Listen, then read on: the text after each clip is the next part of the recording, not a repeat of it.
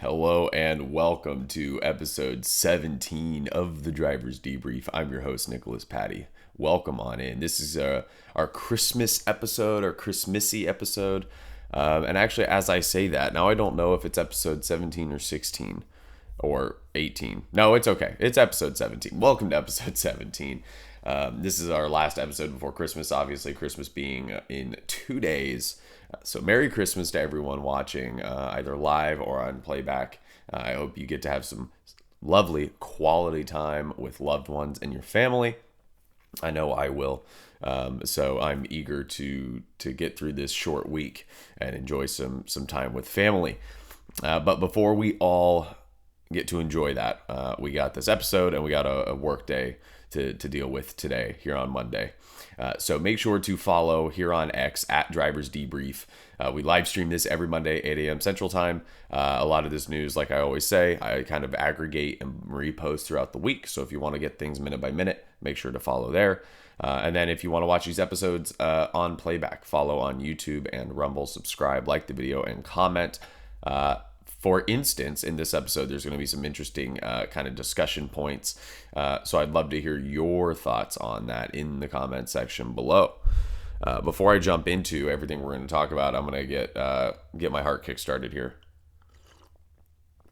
with some coffee. This is going to be a short episode, and these are actually, I think, the shortest notes I've ever had coming into an episode. So I know last week I said I thought it was going to be short, but I think this one's going to beat it. I think we'll be under 20 minutes here on this episode. So let's jump into Car Corner. Nothing huge here. Nothing massively new to discuss. The main thing is the new Honda Prelude, it's been confirmed, will not have a manual.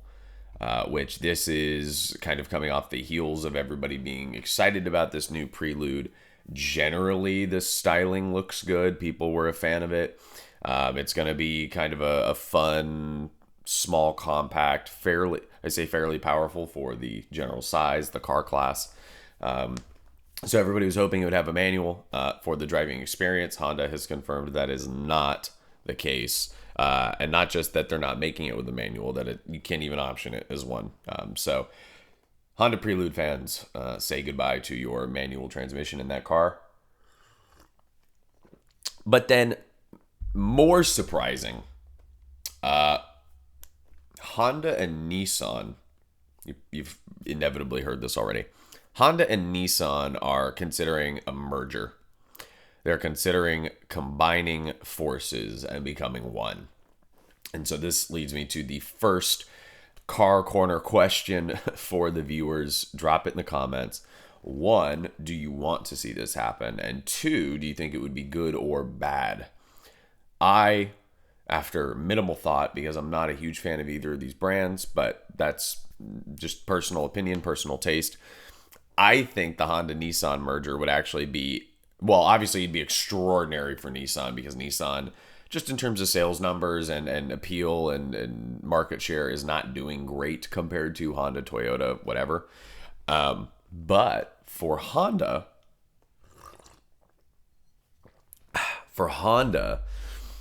I think this would be huge, because Honda can take the parts of Nissan that they like, the nameplates, the engineering, whatever, make it their own, make those cars their own, and produce those. So for instance, Honda is doing a much better job with making fun, compact, kind of good power to weight ratio, but overall lower horsepower cars, whether it's the Civic Type R or your little Preludes or whatever, right? There's a variety of little Honda kind of fun vehicles to drive. But they're all fairly convenient, useful, utilitarian. And the kind of King Kong that Honda has always had, the top car on the line is the NSX. Obviously, they came out with the newer version of like 2014, 2015. To mixed, it was kind of a niche crowd. I think it looked great, but again, it was the age-old question of, are there better European options, even though you pay a little bit more? And it turns out that there was. People just wanted the other alternatives that were on the market. I think this gives Honda an opportunity to take the Skyline nameplate. This also, as I'm sitting here and I'm thinking about it, this also assumes by merger that it means that they're going to not absorb Nissan and Nissan goes away, as opposed to merging but Nissan remaining a separate brand. I would like to see Nissan just die, just kill it, make it Honda, make it one brand, because again, Nissan isn't doing well enough already, and I don't think Honda budget oversight is going to help necessarily them fix that. I would love to see Honda take the Skyline and make it, well, I say the Skyline, the GTR, and make that a Honda, but it's, the inline six, twin turbos, but it's Honda engineering, Honda design. I think that would be sick. I would love to see basically a collaboration of two of the greatest Japanese brands in terms of motorsports heritage combined to make some of these amazing heritage cars. And it's what Honda's been doing well, right? Honda's been making manual gearbox, fun, reliable drivers' cars, and that's what's allowed them, in addition to obviously the rest of their other vehicles. But Honda has been doing so much with motorsports and enthusiast cars and everything that Nissan hasn't, right? Nissan makes the new Z, which is cool, but even then, people are complaining about the weight. It has 400 some odd horsepower, but I think it weighs like 3,600 pounds, which is good, but for comparison, that's similar to the power to weight of my 2011 Camaro. So it's not like anything we haven't seen, and it's not groundbreaking or new in any way outside of the overall design on the outside. So I would love to see Nissan's legacy nameplates be bolstered, reinforced, redesigned, assisted by Honda. Because I think that would really, carry some longevity. The other thing too is the Civic Type R. Honda's made the newest. I say the newest. They've brought it back, so to speak, for close to 10 years, right? So they don't kind of bring it back and then kill it for 10 years, and then hey, we're making a new model for 2 or 3 years, and then they kill it. They're pretty loyal to the cars that they bring to market. So anyway, let me know what you think based off the Honda-Nissan merger. 1, do you want it to happen? 2, would it be good or bad? And 3, what kind of merger would it be? Would it be one where Nissan goes away and everything just becomes Honda? Or would it be something where they keep Nissan's doors open, but it's all overseen and engineered by Honda in reality? Let's move into the cool down room for all of our racing news. And I'm going to do this in reverse order because I want to save the elephant in the room for last. So let's start at the bottom. Trackhouse MotoGP announces a Gulf sponsorship. Gulf MotoGP incoming, hopefully. That'd be awesome. NASCAR mourns the loss of 1965 Daytona 500 winner Fast Freddie Lorenzen at the age of 95 years old. Obviously, rest in peace to Freddie, and our prayers are with the family that he leaves behind. Grove Racing is set to return to the Bathurst 12-hour in a Mercedes-AMG GT3 after a 1-year absence. Grove Racing, obviously a multiple race winner in Europe, SRO, GT Europe. The titles of these series always catch me off guard. Samantha Tan has announced that she'll be racing in some IMSA competition this year, moving from the SRO competitions. She'll be racing in VP Sports Car Challenge, her and her team, her co-drivers, in the BMW M4 GT3 car. Forte Racing, the IMSA GTD team, confirms that their 2025 IMSA season lineup will be Mario Farnbacher and Misha Goikberg, with Parker Kligerman joining them for the Rolex 24-hour in January. BMW announces they've signed Kelvin van der Linde to their GT3 factory driver lineup, but as of yet, we do not know where he'll be competing. We do know it's not in DTM. Dragon Speed is collaborating with Risi Competizione for the Rolex 24, using 3 factory Ferrari drivers in their Ferrari 296.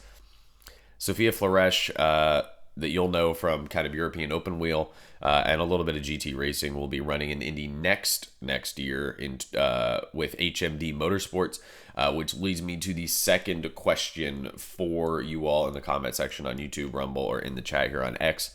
F1 has made such a priority to prioritize female drivers and provide scholarships for female drivers and a series for female drivers. But it seems like IndyCar is the only series that actually, I'm trying to think of how to say this, in a way that doesn't create a separate category for women, actually allow them to drive, right? It's not allowing, but they make it to IndyCar. They compete, not IndyCar, Indy Next. IndyCar's umbrella of series, Indy Lights, Indy Next, whatever it is. And it seems like they actually compete and they actually do well and they actually drive well and the teams actually support them and their scene is no different from any of the other drivers, as opposed to an F1 Academy where it's completely segregated, it's completely unique, and all the F1 teams talk a great game about we want this, we want that, we want women in the sport and everything, but none of them are willing to put those women in the car to drive on the track. And the IndyCar teams do. So I'm curious if y'all see that as well, or if that's just something that is a bit of an anecdote. Speaking of people being put in seats to run an IndyCar, Connor Daly will run an IndyCar full-time in 2025 with Juncos Hollinger Racing. This guy must have the best agent in the world because his career will not die. And I'm not saying it should, but it seems like every year people are wondering, what is Connor Daly going to do? What is he going to be able to... Who is he going to be able to race for? He's going to do the Indy 500 with this team. He's going to do this with this team. He's going to be a backup here. But man, he 10 years or more into his career is now getting a full-time ride still after some very questionable periods. So good for him. And this is big. The IndyCar schedule has been released for 2025. So give me just a minute so I can navigate through my Twitter bookmarks here, and I can find that for y'all. The other thing I meant to add is Kalle Rovanperä, the rally champion, will be making his sports car debut in GT3 with Porsche. Okay, here's the schedule. So on March 2nd, we have St. Pete. March 23rd, we have Thermal that went absolutely horrible. April 13th is Long Beach. May 4th is Barber. May 10th is Indy Road Course. May 25th, obviously, the Indy 500. June 1st is Detroit. June 15th is St. Louis. June 22nd is Road America. July 6th, Mid-Ohio. July 12th, Iowa Race 1. July 13th, Iowa Race 2. July 20th is Toronto. July 27th is Laguna Seca. August 10th, Portland. August 24th, Milwaukee. And August 31st is Nashville to wrap up the season. So that's your schedule, and then there's start times as well, but IndyCar and Fox tweeted those out, so you can go ahead and check those out if you have more interest. Moving into the Formula One news, and this is going to wrap up our cooldown section and our episode, but don't go anywhere because I have some thoughts. So this isn't really big news or anything worthwhile, really, I guess. But Toto Wolff has come out now in full support of the FIA's driver swearing ban. But what changed his mind wasn't anything he did. It wasn't any research that the FIA showed him. It was his son saying the F word. And Toto asked him, "Where did you hear that word? Where did you hear that naughty word?" And his kid said, "I heard it from the driver's radio on TV, Dad." Which, for a kid that's maybe 6, seems way too coherent and put together for a kid. But on top of that, Toto, if you're concerned about how your kid is behaving, maybe you shouldn't be on the road for 11 of 12 months of the year, and you should be home and be a dad. Maybe instead of having a nanny or Susie, stay at home. And I know Susie travels a lot for F1 Academy and a lot as a shareholder in Mercedes. Maybe you should raise your child rather than being worried about F1's swearing radio broadcast. If you don't want your kid hearing swear words, your kid shouldn't watch the F1 broadcast. Not to mention the fact that maybe some of these bad habits are being picked up from you, Toto, as Toto is known to swear, known to curse, smash tables, throw things across the room. Maybe you should be a better role model for your kid rather than changing the FIA's regulations for a global form of motorsport that's watched primarily by adults as a consequence. Just a thought. Let me know if you agree. All right. Ferrari said goodbye to Carlos Sainz Jr. and Carlos Sainz Sr. as Carlos Sainz drove his SF23 for the final time on the Fiorano track. They allowed Carlos Sainz Sr. to drive the SF22 with Carlos Jr., and it was a sweet father-son moment. They were talking to each other on the radio. It was really sweet as someone that's gotten to do track weekends with their dad to hear Carlos say, "Dad, can you hear me?" over the radio, and his dad responding back, and then being able to talk back and forth while Carlos Jr. is walking his dad through the track and, how to drive the car and everything. Obviously, Carlos Sr. is an accomplished driver of his own right, but obviously it's a totally different discipline from Formula One, so it was cool to hear. It was just a really sweet video. You definitely need to go watch it. It's worth the watch. Teo Pourchaire leaves the Kick F1 Academy. It's really just leaving the team. Dorian Pin from F1 Academy will return to F1 Academy with Prema for 2025 after her second place championship finish behind Abby Pulling. Ferrari announced they will reveal their 2025 challenger on February 19th of 2025. Valtteri Bottas is now a Mercedes reserve driver, so his What's Next social media campaign has been answered. Mercedes is next. And then before I get to the elephant in the room, I know I keep just doing that cliffhanger there.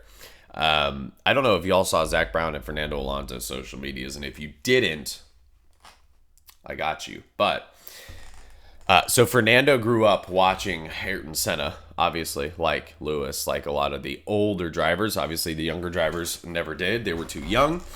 And there's a photo of Fernando when he's maybe 2 or 3 sitting in a little go-kart that his dad made him. And his dad hand-painted that go-kart in the Marlboro McLaren F1 colors, right? The white and, a day-glow orange or red or whatever it is. And that was Fernando's hero growing up. That was who he wanted to be as a driver. And Fernando Alonso this week bought, it was either Senna's 88 or 89 car, Senna's McLaren Marlboro F1 car. Not for himself. He gave it to his dad. Keep in mind, his dad was a hardworking blue-collar, not even blue-collar work, but they were poor. Fernando's family was poor growing up. And he bought his dad Senna's Formula One car because his dad spent so much time and money and effort on Fernando's career. And so his dad got to drive, not being a race car driver, got to drive Senna's car at the Algarve circuit in Portugal. And there's just a heartwarming photo of Fernando bending down next to his dad as his dad is in the cockpit of the car. They're both wearing matching Senna race suits. And his dad got to go out on track. It was just really sweet. It was a really cool moment. Obviously, I'm a diehard Fernando fan. But obviously, his family is important to him, but not in the way that, you've seen Lewis's dad as his agent always at the track, or Jos Verstappen always at the track with Matt. Not in that way. They've been very kind of not absent, but behind the scenes. It's just not, they don't have the passion for it that Fernando does. But to see his dad with him at the track doing things together in Senna's car was really cool. It was really special to see that. So let's move on to the elephant in the room. It is that time. We got 2 viewers here on X watching the live stream. It is time for the thumper. Sergio Perez is out. Liam Lawson is in. Let me know your thoughts. I think Red Bull just killed their drivers' academy. And Christian Horner gave a lot of rationalizations as to why they made the decision that they made. In all honesty, I think it's a lot of bloviating. I think it's a lot of hemming and hawing. I don't think it's a good answer at all. And it basically has to do with Liam's performance But when you go to look at the head-to-head, Liam Lawson and Yuki Tsunoda, it's pretty one-sided when it comes to performance. And the one-sidedness comes from Yuki's side, as Yuki dominated Liam, dominated Ricardo, dominated anybody that's been put into that second AlphaTauri seat, including Pierre Gasly. And speaking of Pierre Gasly, let's not forget that what killed essentially Pierre Gasly's prime of his career and Alex Albon's prime of his career was being thrust into the number 2 seat at Red Bull too early, too quickly, because they were a promising, fast, hot shoe young driver, and they cracked under the pressure. Do I think Liam Lawson's going to be any different? Absolutely not. I think Red Bull has had Yuki Tsunoda for 4 years toe the company line, mature as they wanted him to, increase in pace, increase in consistency, beat a Red Bull heir apparent to Sebastian Vettel and Daniel Ricciardo, beat the next young hot drivers, Gasly and Lawson. He's beat them all, qualifying, race head-to-heads, fastest laps, everything. Every category, Yuki Tsunoda's beat them. Had multiple Red Bull tests where Red Bull said they were nothing but impressed. Yuki was doing sensational. Christian Horner even came out and said he doesn't expect Yuki to be in the team past next year, because why would you spend 5 years in a team if they clearly won't promote you? That's a good question, Christian. Why won't you just promote him? And again, Horner, and apparently this has come out in the press, but Horner and Marco disagree on this decision. So I would presume that means Helmut Marko wants Tsunoda in the role over Lawson. What I don't understand is, if I'm Red Bull, I sign Yuki Tsunoda to the Red Bull team. He can't do worse than Checo. You bring Lawson in for another full-time season at the AlphaTauri team, or V-Car, whatever the hell it's called. And keep in mind, that would be his first full season. Next year.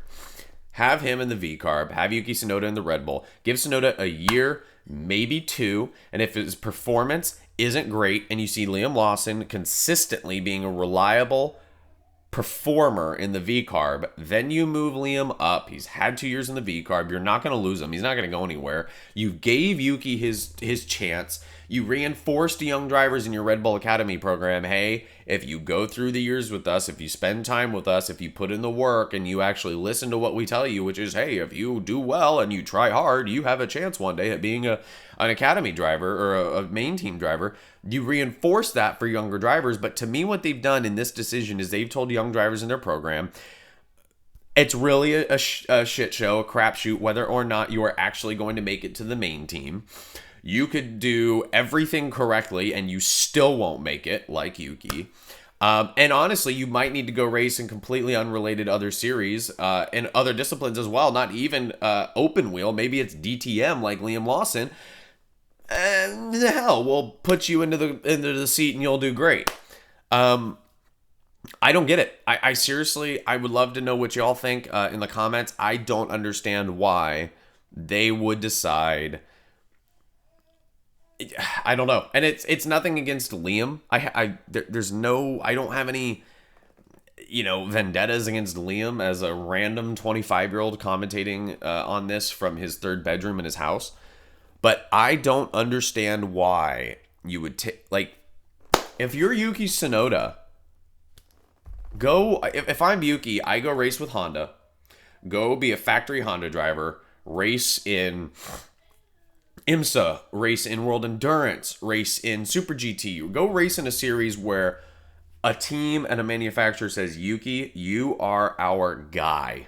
You're the number one. Our money and support is behind you. Go win us trophies.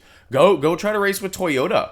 If I'm him, go join Nick DeVries and race at Toyota in World Endurance Championship. Have a successful career in a well-respected form of motorsport. Yuki doesn't strike me as the guy that wants the fame and the fanfare and the curb appeal of Formula One and the glitz and the glamour. He just wants to race. Then go to a sport, go to a series that actually prioritizes that. Because F1 does not. F1 is sponsorship money, it's TV rights, it's partnership deals, and glamour.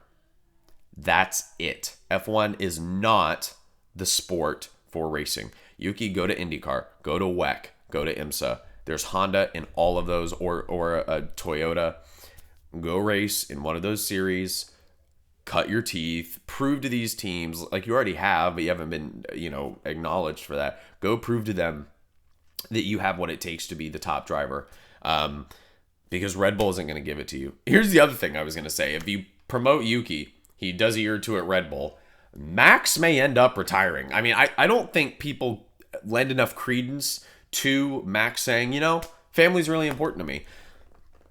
And F1 isn't everything. Max already has 4 championships. He's third on the all-time win list behind Schumacher and Hamilton. He has a bunch of records. Red Bull isn't going to continue being as dominant as they are well into, the next 5 or 10 years. There's going to be another team that comes up and challenges that, clearly. He has a kid on the way. So what? He may spend the first year when the kid is a newborn still driving and stuff. And then at what age is Max going to want to be a father and say, I have hundreds of millions of dollars? It's not crucial to me. I think Max doesn't make it another 3 years in F1 before he retires. So if you're Red Bull, I don't think you have to worry about filling Checo's seat. I think you have to imagine, what 2-car team do we want? That could be Yuki and Liam.